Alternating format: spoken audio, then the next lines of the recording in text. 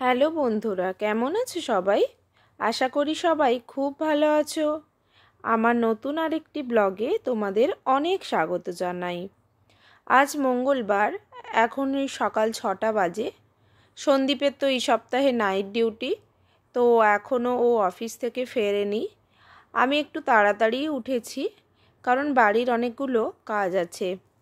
প্রথমেই রান্না বসিয়ে দিয়েছি। আজ অনেকগুলো পদ রান্না করে রাখবো, কারণটাও তোমাদের বলছি। তার আগে বলে নিই, আমি কাঁচকলার কোপ্তা বানাবো বলে কাঁচকলা আর আলুটাকে সেদ্ধ করে নিয়ে স্ম্যাশ করে নিলাম। এরপর হলুদ গুঁড়ো, নুন, গরম মশলা গুঁড়ো আর পরিমাণ মতো বেসন দিয়ে মাখিয়ে নিয়ে কোপ্তা আকারে গড়ে নেব। তারপর ঝোলটা বানাবো।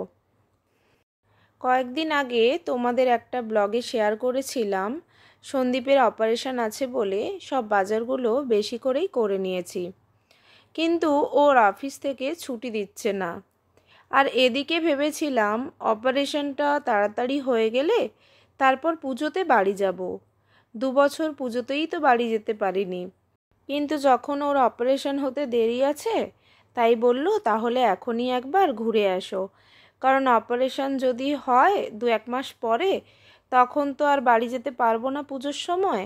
তখন কি ওর হতে কতটা টাইম লাগবে সেটাও জানি না। তো সে কারণেই ডিসাইড করলাম যে বাড়ি যাব। কিন্তু আগে থেকে তো টিকিটও কাটার নেই। তো বুধবার বিকেলে ট্রেন আছে, মানে আগামীকাল বিকেলে। আজ সকাল 10টায় তৎকাল টিকিট কাটবো কন্যাকুমারী থেকে চেন্নাই। আবার বুধবার সকালবেলায় তৎকাল কাটতে হবে, কারণ বৃহস্পতিবার দিন চেন্নাই থেকে কলকাতার ট্রেনে। তাই এখনও পর্যন্ত কোনোটাই শিওর নই।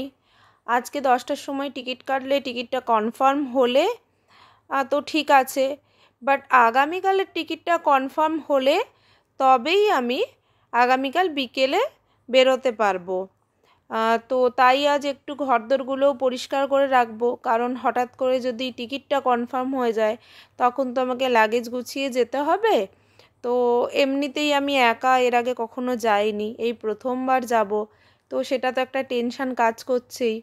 তার উপর কিছু কিছু যদি ওর জন্য রান্না করে রেখে যাই, তো আমি তো বেশি দিনের জন্য রান্না করে রেখে যেতে পারবো না। তবে 2-1 দিনের জন্য যদি রান্না করে রেখে যাই, তো ও অফিস থেকে এসে যখন বেশি আর সময় পাবে না, একটু রান্না করা থাকলে কি মাইক্রোওয়েভে গরম করেও খেয়ে নিতে পারবে। সন্দীপ অফিস থেকে চলে এসেছে, চলো ব্রেকফাস্টটা বানিয়ে ওকে দিয়ে আসি, তারপর কথা বলছি।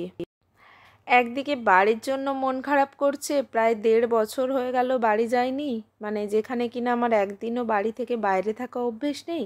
আবার অন্যদিকে সন্দীপকে রেখে একা যেতে হচ্ছে, সেটার জন্য মন খারাপ করছে।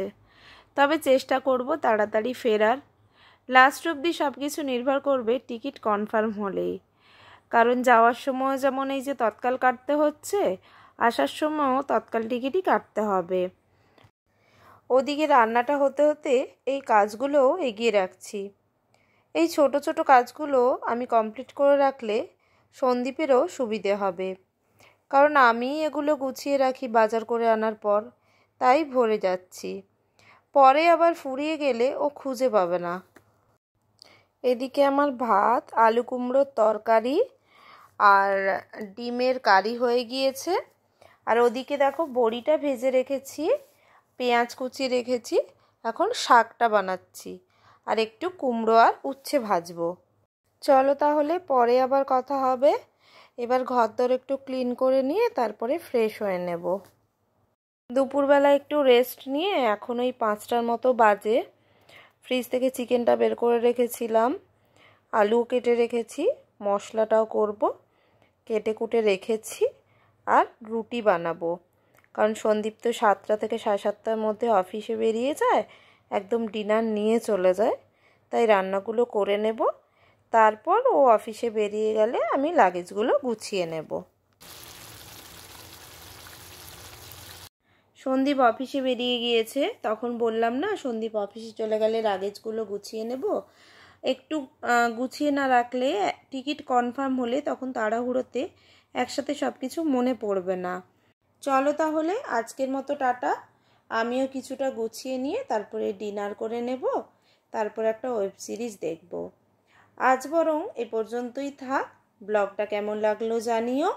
আবার কালকে নতুন একটা দিনে নতুনভাবে তোমাদের সাথে আবার গল্প করা যাবে।